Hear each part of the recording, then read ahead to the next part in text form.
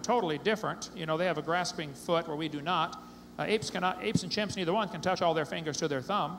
I would say the hair distribution on the body is pretty obviously different in some cases. It depends what you want to compare. I would point out that the Honda Prelude and the Honda Accord have thousands of similarities and probably thousands of interchangeable parts. But that doesn't prove they came from a Chevy. It proves they came from the same designer. So the evidence you're giving is classic. It can be used just as well as evidence for creation. So I don't see why I should have to pay for your particular interpretation of this evidence to be taught to all the kids as science, when it's simply your religion. It's something you believe. Dr. Hovind, another question addressed at you. The question is based on first principles. If the first principles of religion begin with God, how did God come into being? And if God wasn't created, then doesn't this imply the possibility that matter can in fact create itself? Well, there really are only two options that anybody's been able to figure out. Somebody created the universe, or it created itself. The only ones with a third option are those out there on the lunatic fringe who would say, we're not really here at all, we just think we're here. We are here. And everything we see is winding down. We see stars blow up, you know, nova or supernova. We see everything degenerating. So that would say there must have been a beginning. And just the simple concept of geometry, you know, with infinity, if matter is infinitely old, and if time is indeed eternal, if time has always been here, then you really couldn't get to today, because when did it start? I mean, just the fact that we are here today proves there was a beginning. There has to be a beginning to this time. The Bible's very clear in Genesis chapter 1. In the beginning, God created the heaven and the earth. The beginning is a reference to time. God started time. In the beginning, God created the heaven, a reference to space. God created time and space and matter. Those three are a continuum. One cannot exist without the other. You cannot have matter without space. You cannot have matter and space without time. The three had to come into existence simultaneously. Now, the fact that God is outside of that and is beyond my comprehension makes him worthy of worship.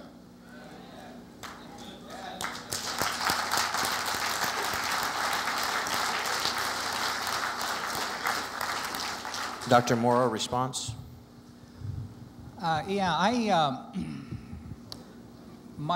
My response, I mean, this is a question that it sort of comes in on a personal level, and so I have to sort of answer it on that level. I guess I would start by saying, in direct response to the question, which was, if God came into being without the effect of a creator, doesn't that demonstrate the possibility that matter can in fact create itself? Yeah, I simply haven't a clue. I mean, how can anyone know that? And I'm one of those people for whom logical consistency is very important. And I am a scientist in my thought processes at home as well as in my laboratory and office. And the nature of God, the nature of the beginning, falls outside of the scientific method. I mean, the science just doesn't deal with that. And because I practice science in my thinking at all times, I'm necessarily an agnostic. It's the only logical conclusion, it seems to me, that one can come to. There's no way of knowing the nature of God. And I counsel those of you who follow our religious faith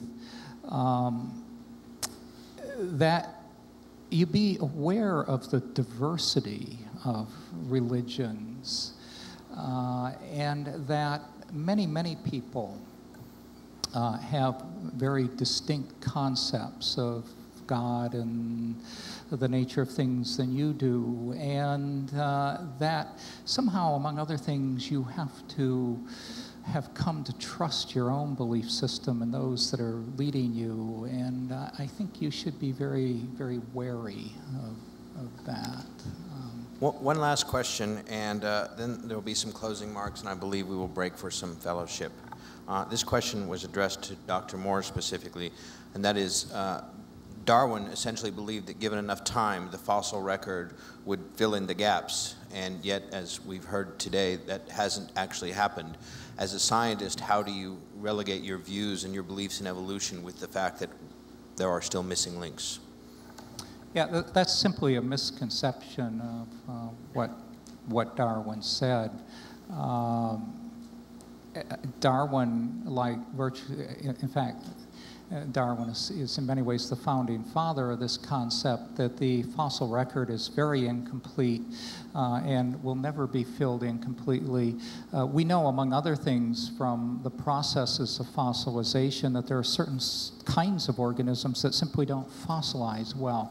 I have the misfortune of working on one of the groups that do not fossilize well, birds, because they have small, fragile, thin bones, and many of them are forest-dwelling species that when they die, they fall on acidic soils and they simply perish before they can become mineralized. And so no one anticipated or anticipates that the fossil record is going to be filled in. I would point out also, and let me state it this way, that if there were no fossil record at all, and this is plausible, I mean, it's really a rare event that results in the fossilization of a dead animal, and it's entirely conceivable that there would be no fossil record. I would argue that we still would have discovered evolution, that evolution as a theory does not rely on the fossil record. And I restate that the fossil record, as it exists, as poor as it is completely consistent with the theory of evolution and highly inconsistent with the Genesis hypothesis because of the stratigraphy and the dates, which I've mentioned before. Dr. Hovind? Yes. I appreciate you stating that no one anticipates the fossil record will be filled in. And yet there are literally trillions and trillions of fossils in the world. To say that fossilization is a rare event is true today, but the very existence of these trillions of fossils. I was just in Lompoc, California, in the diatomaceous earth quarry out there, where they find in unbelievable volumes of fossils. The Karoo Formation in Africa, they estimate, has 800,000 billion, or 800 trillion fossils of vertebrate animals in one formation in Africa. The existence of fossils is not the problem, folks. The existence of intermediate fossils is the problem, which I think the fossil record is clear evidence the animals were created after their kind. There's never been an exception to that. We don't find any evidence of the trillions of fossils available that shows there's been any change from one kind of animal to another. If you want to go with a species, there might be some evidence that there's been, some speciation, but I don't know that I would like to use that word. I stick with the word kind. And to say that the fossil record is consistent with the theory is just simply not true. Stephen Gould said, and Niles Eldredge said, and you yourself said tonight, you follow the idea of neo-Darwinism, which, if I understand what you're saying, is the punctuated equilibrium model of Stephen Gould. No, that's incorrect. I meant to correct that earlier. But. Okay, do you agree with Stephen Gould, then, that the fossil record does not show intermediates, therefore evolution must have happened in jumps, in small populations? Do I have 10 minutes to address that question? I mean, one cannot address Steve Gould in any less than 10 minutes.